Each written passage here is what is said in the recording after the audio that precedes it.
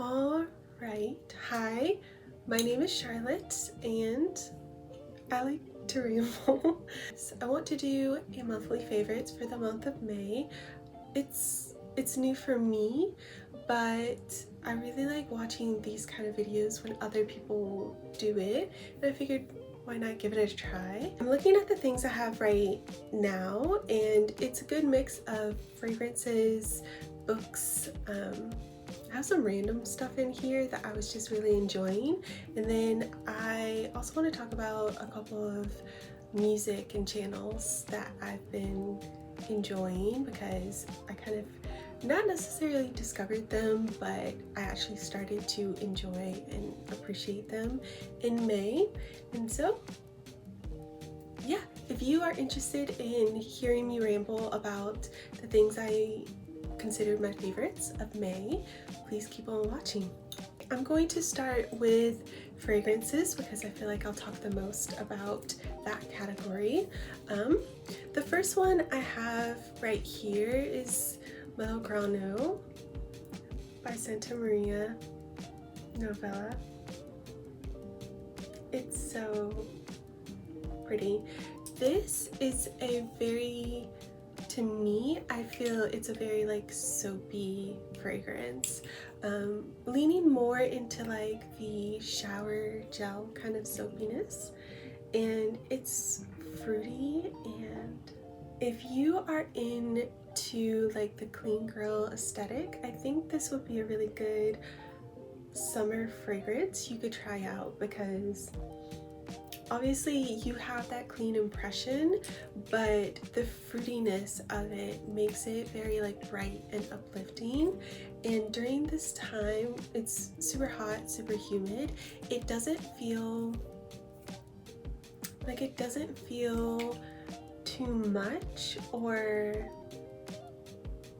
like if you're wearing this outside and you're super active doing things, or you're just in the sun and getting a little sweaty, this won't mix poorly with your body's natural smell. It just makes you feel clean. I really like this in May. I used it a ton. So yeah. My next two are actually a combo, and they're not necessarily a perfume, but I wanted to talk about them because it also falls into that clean aesthetic. But where the Santa Maria Novella one was more fruity, shower gel kind of soapy, this is more like powdery, my skin but better. And that is Fleur de Peau by Diptyque. And to be clear, I don't use the perfume because for some reason the perfume does not play well with my skin, but the scent itself is so pretty and kind of elegant. Like, I always feel so put together whenever I'm wearing this, and because I can't use the perfume, I instead use their lotion and their hairspray. I will say this combination together, in my opinion, is strong enough that I don't feel like I need the perfume. I feel like if I were to do all three, that would be too much in the summertime, but these two together are perfect. The lotion is more of like a body balm, and so if you have super dry skin, this would be really good. And the perfume for the hair, obviously I have curly hair, and so I do tend to try to use this closer to the time when I'm getting ready to wash my hair, because just personal preference, I don't like the texture or the feel it gives to my hair once it's been in there for a day or two. So usually, like, I wash my hair every 4 days, and so usually day 3, day 4, I will try to use this. So the two of them, beautiful. It's very nice. The next one is Chimilka by Vilhelm Parfumerie. This is a fruit balm. I'm not a big peach person when it comes to scent, but this, like the osmanthus in this, is so beautiful. I'm obsessed with this fragrance, and it's just such a happy fragrance. Like, obviously it has a very fruity feel to it, but it's also really elegant, and it's really beautiful. I have already decided I'm going to get a discovery set from this house, because based on this fragrance alone, I feel like I might enjoy different things from their collection, and if not, I'll just enjoy experimenting and trying new things from them. But this isn't like a soapy scent like the other two. It is very much so elegant, fruity fragrance, but it's incredibly strong. And so I don't really spray, I don't douse myself in this, but I've been wearing it so much in May, and it's a very bright and happy smelling fragrance, and every time I'm wearing it, it uplifts my mood. I really love this. And for my last fragrance thing, I have the lotion that I mentioned. I mentioned this a while back.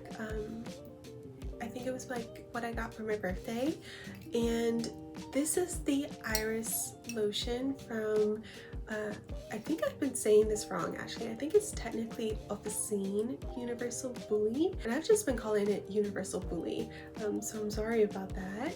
But regardless, this is the Iris scent, and to me, I adore this.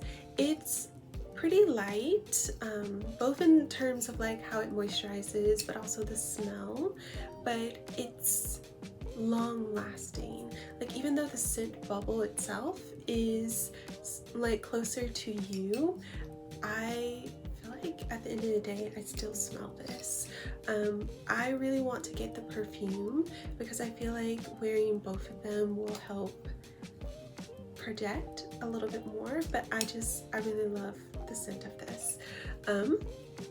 In terms of the scent, it of course is powdery because of that iris, but it's also bright and a little green, which is such an interesting mix, but it's so delicate and so beautiful. And it's another one where I don't feel uncomfortable wearing it during the hot season, because it's, like I said, it's delicate enough that it's not going to be overpowering when you are around like other people, which obviously during the summertime there's a lot of activities, a lot of plans, and just being around a lot of people who are all kind of hot and sweaty at the same time. It's nice that you don't worry that you are choking somebody out, basically. Yeah, that is my last fragrance. Alright, I'm going to talk about this next because it's also kind of fragrance related, but not for the body. This is obviously a candle. What is this called? Voluspa Forbidden Fig. And fig? I don't get fig. It is very fruity, but also woody, but I wouldn't say that this is a fig. I'm not getting fig. Regardless, it's a very fruity, woody scent, and I got this months ago, but I've been trying to get into the habit of waking up earlier in order to have a slow morning, just because I always like to do a lot of things before I officially start my day, but I don't like to be rushed, and so I have been getting up quite early and then getting into the habit of burning this like right when I get up, and it just became a really central part of that ritual of getting up early and slowly waking up for the day. You know, I drink matcha, and so I will burn it while I'm making my matcha, eating breakfast. Usually if I want to read a little bit, I might read a little in the morning, or sometimes I'll watch YouTube, you know. It makes me so relaxed and calm, and I've noticed when I start the day that way, I kind of stay calm more throughout the day, especially if something like crazy happens, or I'm just like, this is ridiculous, life is being weird. I feel more calm approaching the situation if I start my morning calm. And so I will probably repurchase this once this burns out, because I think I'm like down to right here at this point, so, which is sad because candles are expensive. Okay, next I want to get into some of the books on my list. I only have 3, and 2 of them are kind of random, but The Lion Women of Tehran, this was one of my top reads in April, and I read it for a readathon that I did, and technically that ended in April, but I was a little bit behind. I got sick, and so I fell behind on finishing the readathon. I think I finished on May 2nd, and so this is cheating, but I want to talk about her anyways. And so this book was great. I really loved it. It follows 2 women from Iran. I think it starts in 1960s and it goes until 2022. So it starts when they were like 7, I believe, and goes until they're the age of grandmothers. It was incredibly touching, and I learned a lot about the political climate and changes of Iran at that time period, and so I've been recommending it to everyone I've talked to about books, and I've also picked up, I believe, 2 other books from this author. I think they write really well, so that is my first book as a favorite. These next 2 are a little bit random, but for some background story about them, for a long time, I followed a channel called The Cottage Fairy, I believe. I'll double check, and obviously I'll put a screenshot right here.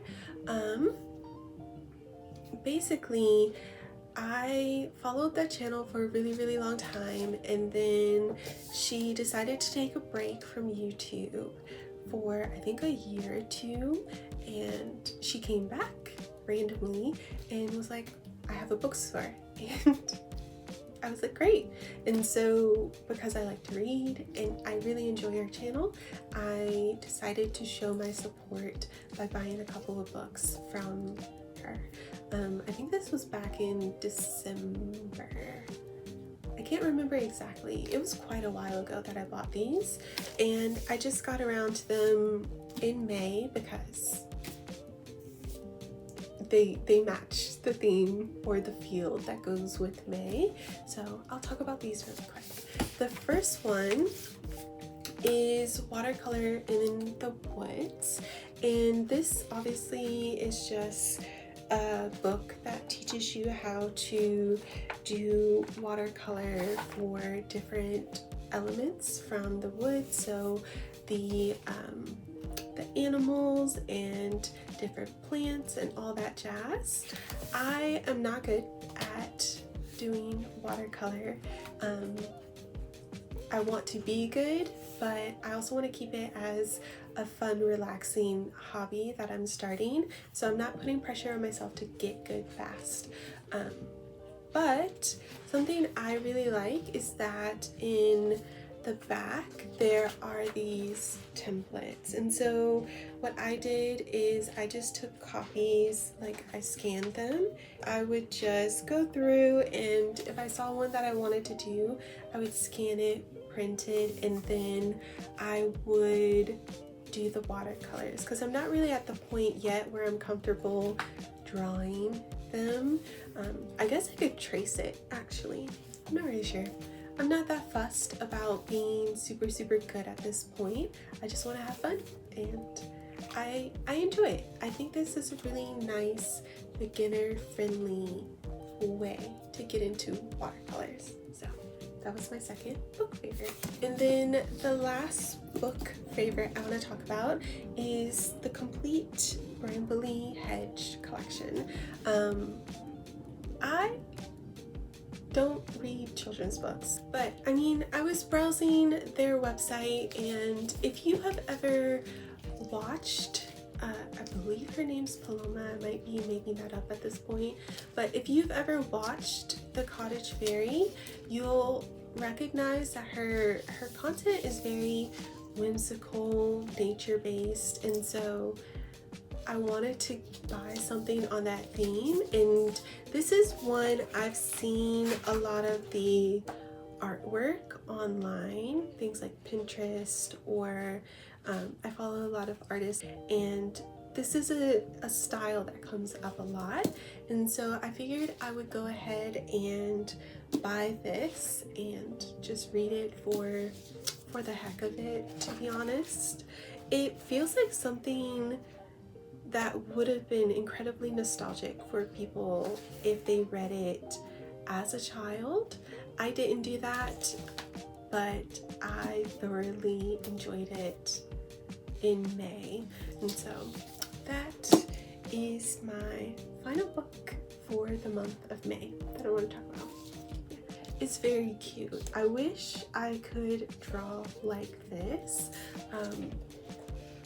I don't typically read children's books just because I do tend to like books about supernatural things, which is vampires, blah blah blah. But this is just so cute, and it makes me want to be able to make a children's book. What to talk about next? I have a whole bunch of random things, so I'll do the channels, and then I'll talk about music, and then the rest of these things. So the first channel I want to talk about is Gourmand. Obviously I love fragrances, I love to talk about fragrances, and I also like to watch other people talk about fragrances. And for this channel, I will say we have I don't think we necessarily have like a perfect fragrance match. Like, we don't tend to like the same things all the time, but I think she's kind of funny, and I find her concepts for her videos very interesting, and I think she does a really good job about like finding a new thing to talk about. And so yeah, I just wanted to mention her because I watched a lot of her content in May. I discovered her in May, and so she's funny. I like to watch her stuff. Check her out if you are really interested in different concepts or themes to videos.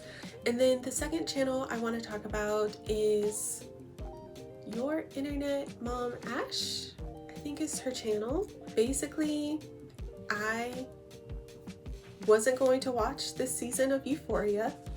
She did. She reacted to it, and that is how I watched the third season of Euphoria. I have been following this channel for a really long time. I'll say usually I like to watch videos where she is reacting to something I've already watched, just because I like to see how other people react to something I either hated or enjoyed, whatever. and she's just really funny. Her editing is hilarious. But this was the one time where I was just like, I cannot be fussed to watch this particular thing, but I'm nosy enough that I want to know what happened. And so she came in clutch. She watched the season and was like uploading it, I think, weekly. And so yeah, I was watching a ton of her videos in this past month. For music, I have 3 things to talk about, or 3 albums, people, artists. The first one is JADE from Little Mix. I know her from Little Mix, but she has a solo album out. It's been out for quite a while. I love Little Mix and I love the members, and I feel like out of the 3 of them, she's kind of my favorite. I think her art, or first of all, her music is so cunty. I love it. But it's also, you can tell that she really stopped to think about what she wanted her body of work to look like as an artist, as a solo artist. And because of that, it took her longer to produce and release the current album, but it was 100% worth it. I love this album, and I did get to see her in concert in Philadelphia. It was amazing. Her voice is insane, and just the whole thing, her whole art is just, I love it. It's perfect. Like, if I had to choose songs that I liked the most, because to be honest, her album is a very rare, like, no skip album for me. But if I had to choose, I feel like the ones I like the most are Unconditional. Silent Disco is one that I go back to a lot, and Midnight Cowboy. Great. I am so excited to see her solo. Obviously, I do wish like Little Mix would still be making music together, but her solo work, I'm so excited to watch that progression. The next one is Dwin the Stoic? Dwin the Stoic? No, I'll put it right here. I don't know how I stumbled upon this artist or his song, but he has one song called Again. Beautiful. I liked listening to it. It was one I was constantly listening to as I was like doing things around the house. It's just a really nice song. And then the last artist I want to talk about is also incredibly popular. It's Olivia, and obviously I have heard her music before. I think TikTok was obsessed with her, probably still is obsessed with her. But this was the first time in May when I officially like sat down, purchased her albums, and just listened to her music. And I'm obsessed, as everybody should be, I feel, because her voice is incredible, and I really like the style of her music. And so yeah, I'm obsessed. I don't know what else to say. I feel like everybody has at some point heard her music, and so I won't harp too much about it. But if I had to give, like, obviously I'm still listening to the albums, getting used to them, but some of the ones I know off the top of my head that I like from the most recent album she released, I really like Baby Steps and Loud. I feel like there's another one I listen to a lot. Baby Steps, Loud. I think it's called something in between, but that might be wrong. I'll list them on the screen.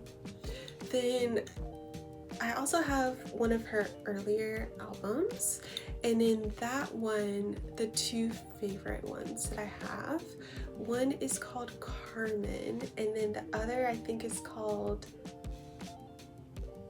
Dangerous? No Man?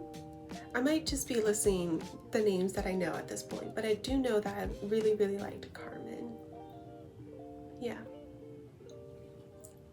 I'm enjoying her music, is what I'm trying to say, even though I'm late to the game. Alright, and for this final bit, I just have two random things, and so I didn't know what category to put them in, so we are putting them in random. The first one is this chocolate that I got from Kettl. It's matcha based chocolate.